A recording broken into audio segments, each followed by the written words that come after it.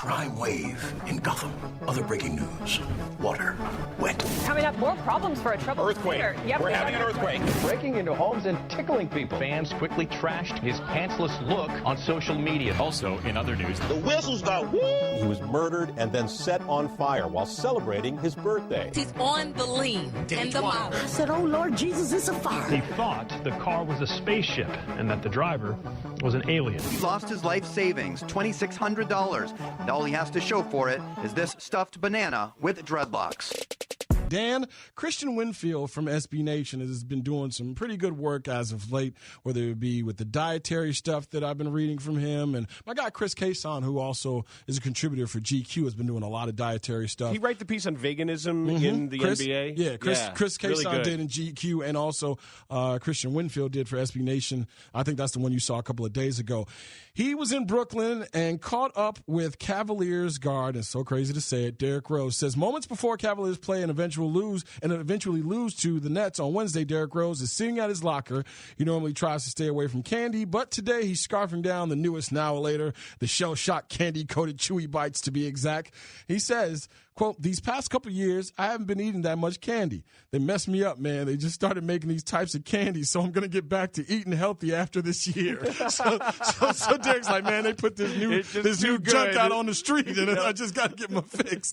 He says Rose isn't playing today, but he sits in a folding chair in front of his locker, his baby twist cascading over his white and wine-colored jersey. It's the third he's worn in less than 2 years. The Bulls drafted the hometown hero in 2008. We all know that story. A year ago, he was traded to New York for a failed experiment with the Knicks and another knee injury. Off the court, he was accused and later found not liable of sexual assault before the season started. Then he went AWOL during January in a bizarre moment.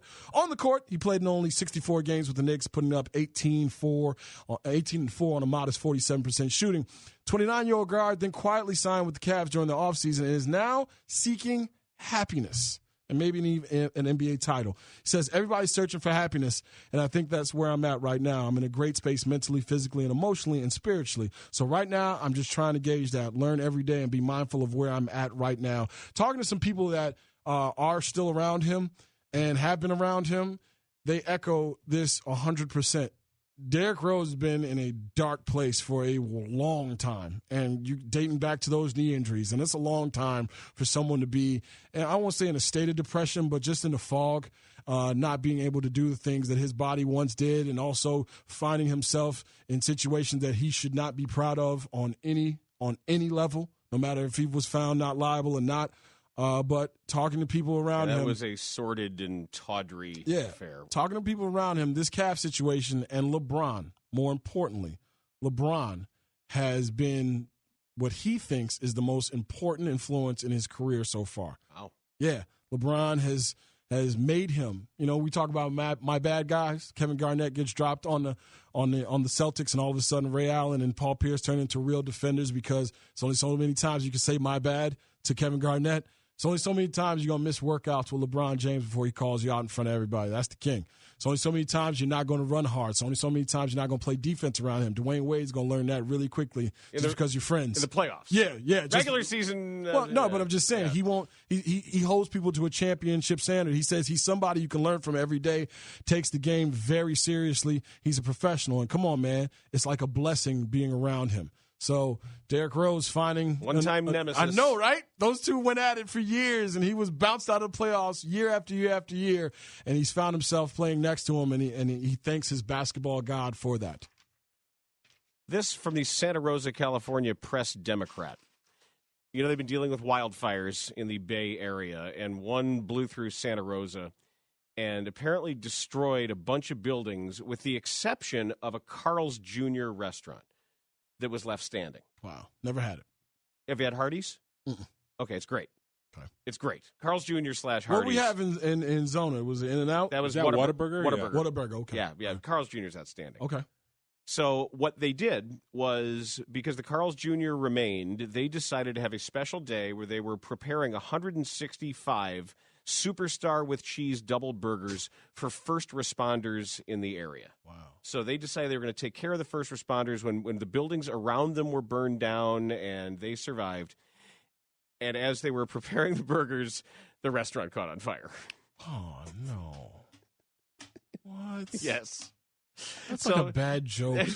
I'm telling you, they're having the first responders responders doing, God's work out there. Right. And then this is the one, the restaurant was left want to standing. Bite, you're going to get some free burgers out this joint. They ended up having to chainsaw massive holes into the roof because the charbroilers ignited. It jumped up into their exhaust system. So as they were trying to take care of the first responders that saved their restaurant, the restaurant caught on fire. Oh, my God. So there's that. Happy Friday. That sucks, man. You get yourself a bite to eat after doing work that nobody else wants to do. And then what are you Jordan shrugging on me for right now? And the fact that they're probably like, oh, we got to go to work, guys. Yeah. We're here to eat. Now let's put the equipment on. Let's go. Sucks. All right. This from the AP. Superstar golfer Tiger Woods pleaded guilty Friday to reckless driving and agreed to enter a diversion program to settle a charge of driving under the influence that stemmed from an incident on May 29th when he was found passed out in his Mercedes-Benz. Woods, who is 41 years old, spoke briefly during a hearing at a Palm Beach County, Florida courthouse that coincidentally is on PGA Boulevard. He answered the judge's questions about his plea agreement with prosecutors, but did not make any broader statement. In the diversion program, Woods will spend a year on probation and pay a $250 fine in court costs. He also must attend DUI school, perform 20 hours of community service, and attend a workshop where victims of impaired drivers detail how their lives were damaged. The judge indicated he had completed those requirements since he was intoxicated with prescription drugs and marijuana. According to the court records, he will also be required to undergo regular drug tests from here on out. The judge warned Woods to stay out of trouble. This particular plea agreement has no jail time on it. However, if you violate your probation in any significant way, I could revoke your probation, and then I could sentence you to jail for 90 days with a fine of up to $500. Is that understood?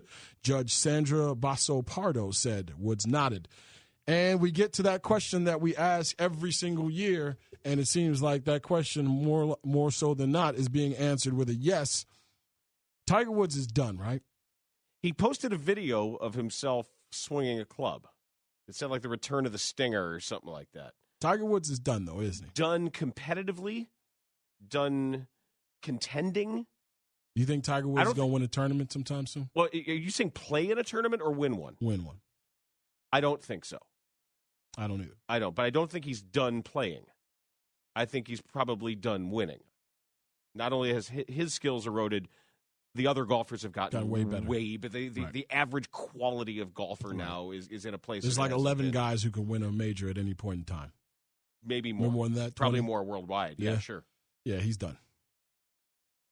All right, from Real Clear Sports. Okay. The only problem the Houston Astros have at the moment, after their come-from-behind win in the World Series, is a cliched misquote.